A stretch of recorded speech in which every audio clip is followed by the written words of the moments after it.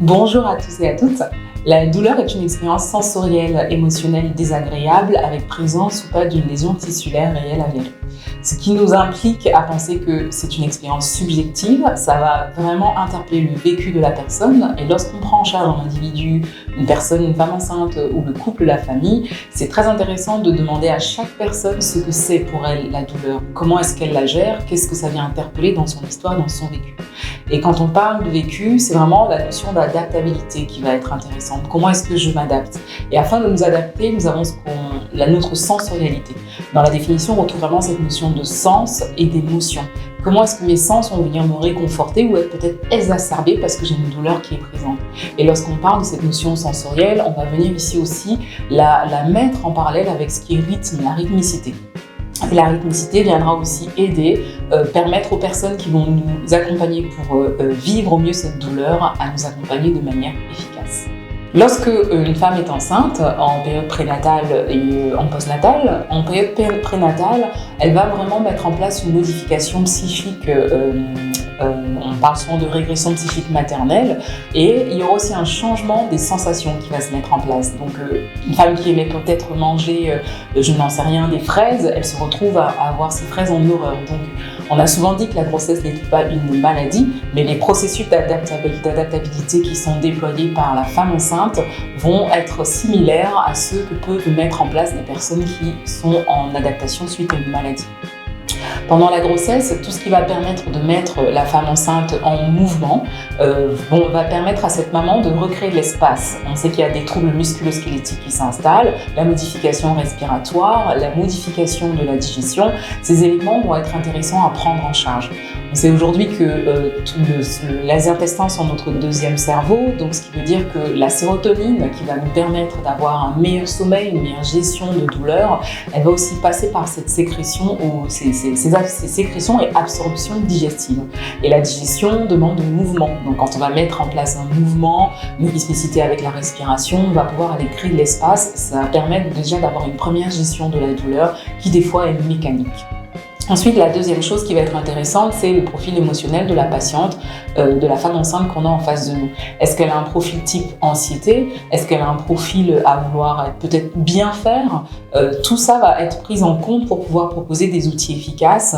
Il y en a tellement en préparation à la naissance aujourd'hui. Je parle souvent beaucoup du yoga parce que ça permet d'avoir une certaine autonomie, de pouvoir refaire ses mouvements à la maison et de pouvoir justement les faire avant d'aller voir un thérapeute, par exemple, si on a une sciatique, si on a par exemple un syndrome du canal carpien, si vous faites une séance d'étirement accordée avec votre respiration, le thérapeute qui vous prendra en charge, l'ostéopathe ou la sage-femme pour faire une séance d'acupuncture ou le kinésithérapeute, peu importe, aura des tissus qui seront beaucoup plus disponibles, plus faciles à travailler, à malayer et donc votre séance sera beaucoup plus efficace. Ça, c'est des petites astuces que vous pouvez utiliser pour durant toute votre grossesse.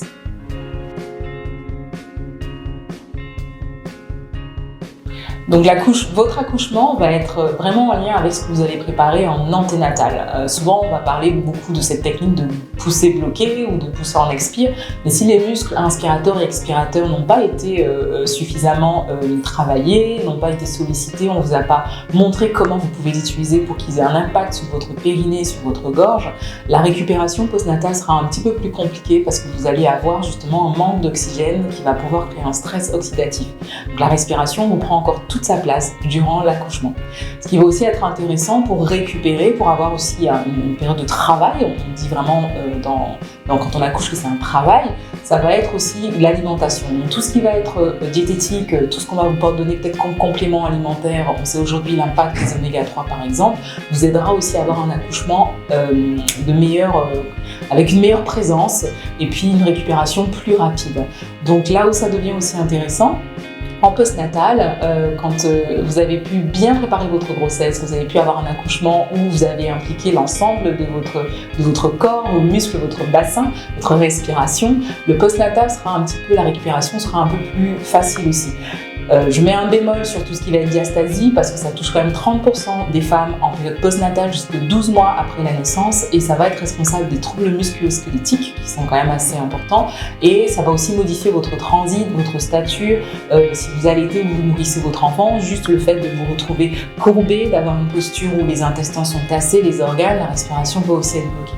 Donc n'hésitez pas à vous rapprocher d'un professionnel de santé pour aller évaluer cette présence ou pas de diastasie, de mettre en place des prises en charge d'ostéopathie ou des manipulations, des exercices aussi d'étirement, on revient toujours à ça, je crée de la place par rapport à la tension dans votre période postnatale et de vous rapprocher des personnes qui pourront vous permettre d'avoir une alimentation efficace.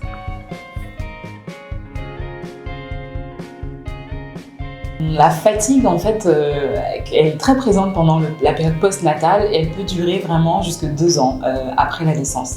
Ce qui est intéressant lorsqu'on parle de la fatigue, ça va vraiment être ce mot épuisement suite à l'effort. Mais quand on doit prendre en charge son enfant, on n'a pas le temps de se poser cette question de dire est-ce que je suis fatiguée? Et souvent à côté de ça, il y a cette notion de dépression du corps. On a souvent un mental qui est disponible, qui a peut-être plein d'idées, qui a envie de faire plein de choses et on a un corps qui ne suit plus, qui ne répond plus. Et c'est vraiment dans ces notions qui vont être importantes. Comment est-ce que mon corps est? Comment est-ce que je le ressens? Et donc à côté de ça, il y a aussi ce qu'on appelle la psychasthénie qui va vraiment être retrouvée, qui va favoriser le burn-out parental, qui est importante à considérer. Cette psychasthénie, ça va vraiment se jouer avec les pensées. On sait maintenant aujourd'hui qu'il y a beaucoup de dépression postnatale. Les chiffres vont jusqu'à 35% en cas de naissance prématurée et sont souvent très liés avec cette fatigue psychique et en lien aussi avec cette fatigue corporelle. La fatigue corporelle a toute sa place puisque forcément vous venez de vivre une modification pendant 9 mois durant votre grossesse, un accouchement, un travail parfois très très lourd à vivre et donc cette fatigue musculaire est importante. Le repos va vraiment venir aider à redonner du dynamisme au corps et ce repos va passer par séquence. Donc vraiment avoir le conseil que je donne souvent pratique aux mamans, c'est 1 jour sur 2. Un jour, je suis comme mon bébé, je reste en pyjama, il dort, je dors. Et le 2e jour, j'avance un petit peu les gamelles, les repas, j'anticipe mon alimentation puisque l'alimentation va permettre de vous ramener de l'énergie rapidement.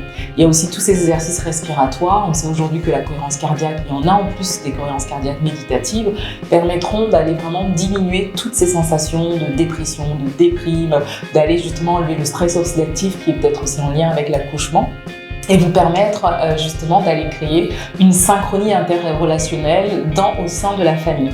La maman va pouvoir, en se reconnectant à ses besoins, c'est-à-dire qu'est-ce que je ressens, qu'est-ce que je pense, et vraiment de quitter le fait il y a des lectures qui me demandent d'acquérir ceci, pour pouvoir être avec j'ai lu ou j'ai écouté des émissions, des conseils des thérapeutes, des professionnels de santé, pour être avec maintenant j'ai le sentiment et qu'est-ce que je ressens. Et de tout ça, naît une compréhension et un partage avec votre enfant et le milieu environnemental où vous êtes. La notion d'aide me semble aussi très importante. L'aide va se faire parce que une aide efficace se fera parce que vous aurez pris conscience de vos besoins.